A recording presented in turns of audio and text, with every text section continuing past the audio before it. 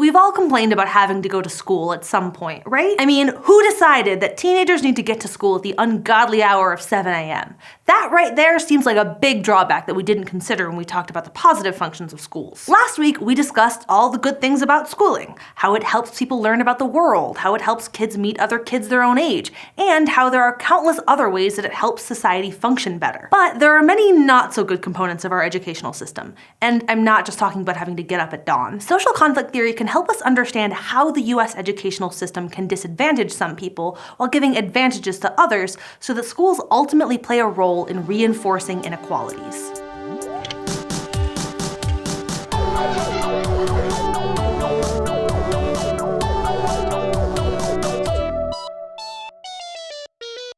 Education is supposed to be the great equalizer, right? We're all told that if you work hard and do well in school, you can be whatever you want to be when you grow up. In this understanding of school, society creates a meritocracy, or a system in which hard work and talent is recognized and rewarded.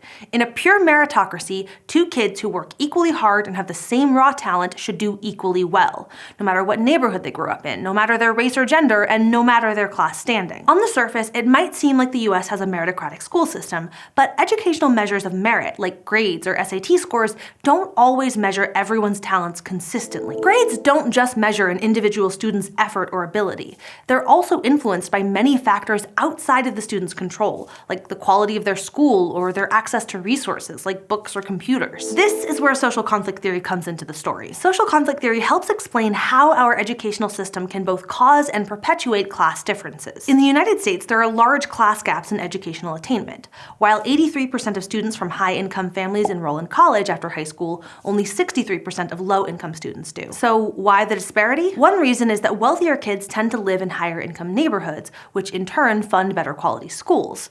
This makes it easier to get into college. In the US, school funding is determined at the local level, and when I say local, I mean very local. The city or town that a person lives in determines the funding of their school system. While federal and state governments provide some support to school districts, most of the money comes from local property taxes, meaning that schools in towns with more expensive houses and higher earning residents have more resources. For example, Fairfax County, Virginia, one of the richest counties in the US, spent $13,700 per student in 2016. Compare that to what some of the poorest counties in the country spend. For example, Scott County in Mississippi spends a little more than half that amount at $7,900 per student. Unsurprisingly, schools in more affluent communities on average provide a better education than schools in poorer communities. Having more funding for a school allows schools to hire better teachers, buy more and better supplies, offer a wider variety of classes, and provide extracurricular activities. And these differences in school quality translate to differences in outcomes for students. We know this because of research like a recent study done by American economists Kirabo Jackson, Rucker Johnson, and Claudia Persico, which used a natural experiment, court-mandated school finance reform, to show this. They found that increasing school funding levels by 10% was associated with students earning 7% higher incomes as adults. And this is only one of many studies that show that access to better quality, better funded schools makes kids more likely to go to college. So is money the answer? If we just give schools more money, will that be enough to fix the class differences in educational attainment? Well, yes and no. School funding, or the lack of it, is part of the social inequality that we see in the US education system. But there are plenty of school districts that are already spending a lot of money per student and still struggle to improve their students' outcomes. So why is that? You might remember French sociologist Pierre Bourdieu's work on cultural capital from our episode a few months ago on socialization. Cultural capital is valuable cultural knowledge and experience that can be translated to forms of economic and social capital. Even if school funding was the same everywhere, students whose parents have the time, money, and knowledge to support education in the home will have a step up on students whose parents don't have the time or resources to pass on cultural capital. For example, higher income parents are more likely to read to their kids and spend more time interacting with their children, even at very young ages, which leads to kids entering school with a more robust vocabulary and better literacy skills than their less affluent peers. By the age of 3, children of professionals have vocabularies that are 50% larger than those of children from working class families. Children from different class backgrounds are also exposed to different expectations about the path that their lives will take. If you grow up in an upper middle class neighborhood where your parents and all your friends' parents have college degrees, you're much more likely to expect that you'll go to college too, and you'll prepare accordingly. Recall the self-fulfilling prophecy from last last episode, this is one way that works. But for people whose parents didn't go to college, expectations for attending college may be lower. It may also be much harder to navigate applications for college, understand how the financial aid system works, or register for courses, all distinct barriers to attending college. This specialized knowledge is a form of cultural capital. So schools and families unfortunately often work together to reproduce social inequality. Kids with parents who have more time or money to devote to education in the home are also the kids most likely to be in well-funded, high-quality schools. And the US education system doesn't just contribute to class gaps in educational achievement. We also see persistent achievement gaps by race in the US, and they're made worse by elements of our education system that advantage white students. We've talked before about the role that historical patterns of segregation have played in shaping the neighborhoods that minority kids grow up in. For example, Black children are more likely to be living in lower-income neighborhoods, which tend to have worse schools because of how schools are supported by local tax dollars. That's a real structural disadvantage. But social conflict theorists point out other lesser-known ways that our education system privileges white students over minority students, particularly Black and Hispanic students. First, most teachers and school administrators are white, which has important implications both for the curriculum that students are taught in schools and how students are evaluated. A recent study of a nationally representative sample of American students found that Black students with the same standardized test scores as their white classmates were less likely to be nominated for gifted programs if they had a non-Black teacher. But this bias didn't exist for students who had a Black teacher. This is an example of tracking, in which schools assign students to different types of educational programs.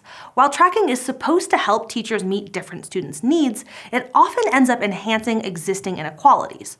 White and Asian students are more likely to be chosen to be in honors or AP classes than Black and Hispanic students, which then contributes to racial gaps in college attendance. Who gets chosen for college prep classes and who's put in vocational classes often has to do with not just academic ability, but teachers' perception of a student's behavior. Let's go to the thought bubble to talk about how classroom discipline has especially negative implications for minority students. In the classroom, certain behaviors are expected of students. Sit at your desk, raise your hand, finish your assignments quickly and quietly. While these may seem simple once you're an adult, these tasks are often difficult for young kids, but breaking these rules can have huge consequences. Minority students, particularly Black and Latino boys, are much more likely to be disciplined for minor classroom infractions like these, often resulting in suspension or expulsion from school. Black students are suspended at rates 3 times higher than their white classmates. And if you're suspended or expelled, you're not in the classroom learning. Higher risk of suspension and expulsion also puts minority students at a higher risk of doing poorly in school and contributes to higher dropout rates.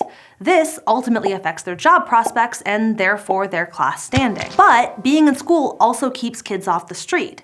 Kids who are suspended or expelled are more likely to engage in risky behaviors like drug use or other criminal behavior. This contributes to what's known as the school-to-prison pipeline. This is an informal tracking for students that criminalizes deviant behavior in schools, even minor disciplinary issues like talking back to teachers. For minority students, schools are more likely to escalate disciplinary issues to the juvenile justice system, putting students in contact with the criminal justice system at an early age. Thanks, Thought Bubble.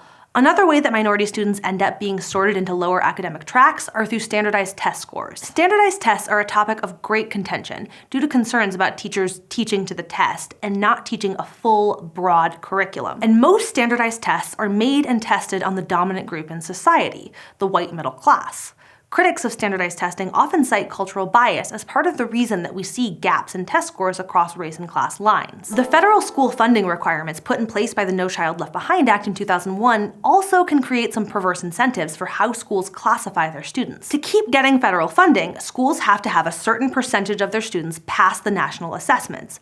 But students can be made exempt from these tests if they're classified as disabled, which can lead to schools labeling marginal students as learning disabled to maintain the pass rate that they need to get funding. This is important because, as we discussed last week, the labels that schools give students often turn into self-fulfilling prophecies. A marginal student who's kept in the regular testing pool may be more likely to have teacher time and resources devoted to their improvement than one who's labeled as learning disabled. And this type of tracking is more common for minority students, which can contribute to racial gaps in educational achievement. More broadly, tracking can have long-term consequences for what kinds of opportunities are available to students or the choices that they make later in life. For example, boys are more likely to be tracked in higher-level math classes than girls are. This contributes to fewer women pursuing math-heavy careers like economics or engineering, which happen to be some of the more highly paid careers, meaning that tracking is one contributor to the gender pay gap. Ultimately, educational systems are grounded in the biases of the society that they're built within. And while our schooling system does a lot of good, social conflict theorists point out that its structural features, everything from taxes to cultural capital to standardized testing, can disadvantage minorities in ways that can perpetuate patterns of social inequality. Today, we discussed a few of those social inequalities in the US educational system using social conflict theory to explore how our system deviates from a meritocracy. We discussed how school funding and school quality varies by income. Then, we looked at how cultural capital and the family you grow up in impacts your educational experiences. Finally, we used racial conflict theory to understand how the American school system disadvantages minority students through practices such as tracking, disciplinary biases, and standardized testing. Crash Course Sociology is filmed in the Dr. Cheryl C. Kinney studio in Missoula, Montana, and it's made with the help of all of these nice people. Our animation team is Thought Cafe, and Crash Course is made with Adobe Creative Cloud. If you'd like to keep Crash Course free for everyone forever, you can support the series at Patreon, a crowdfunding platform that allows you to support the content you love. Thank you to all of our patrons for making Crash Course possible with their continued support.